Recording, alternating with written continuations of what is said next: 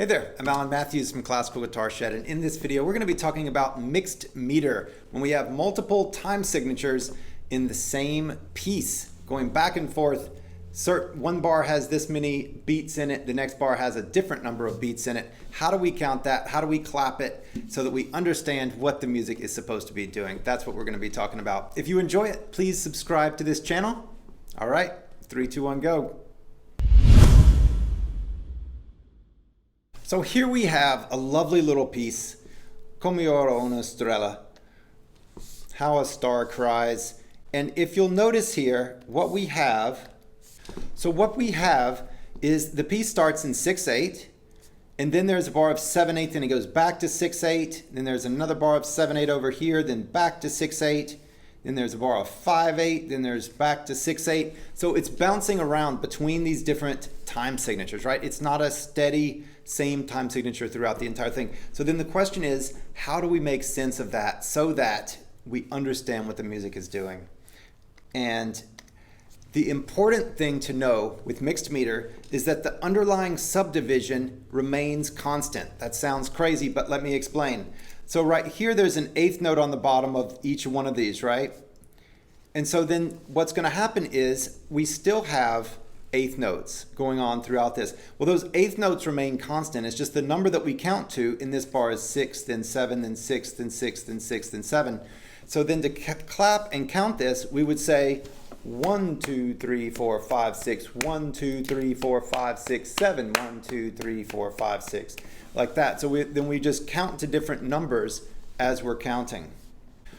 What this means is that if you're relying on your internal rhythm and just trusting your foot to tap in a steady time, it's not going to work because there's not a steady beat, a steady larger beat going on throughout the measures, but the underlying smaller beat is. So if you were going to trust your foot to be just tapping along, your foot would have to be going really fast, because this was to listen to this.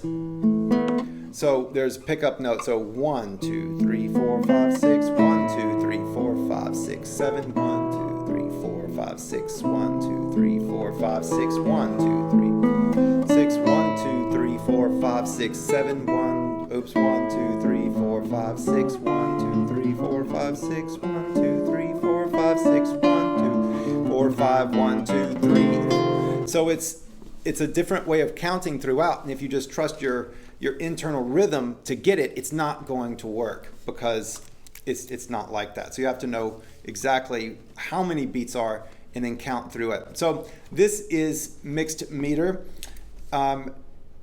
Sometimes what you'll see is that this might be 3/4 and then going to 7/8, and the exact same thing is going to be the case then. The smallest, whatever the smallest note value that you have is, if it's eighth notes, if it's sixteenths like we have down here, then you can always count. And sometimes you will see a bar of 3/16 right here, and then it'll go over to 5/16, and then the killer of it all, 1/16 or 1/32, and it's just this little and there's just like a little bitty bar. You see that more in percussion music than you do in guitar music. Luckily, the percussionists have to deal with all kind of stuff. So regardless of what it is, the underlying smallest note value, that's going to be a steady click happening. And so you just have to ground to that, grab onto it, and count whatever happens to be in the bar. This is also good to do away from the guitar. So put your guitar down and just work it out first before you try to play and add all the, what are my left hand and my right hand and all this going on. So just get just the rhythm first, and then actually put it onto the guitar. All right, hope that helps. If you have enjoyed this, please do subscribe to this channel, and I look forward to talking more guitar with you soon. All right, be well.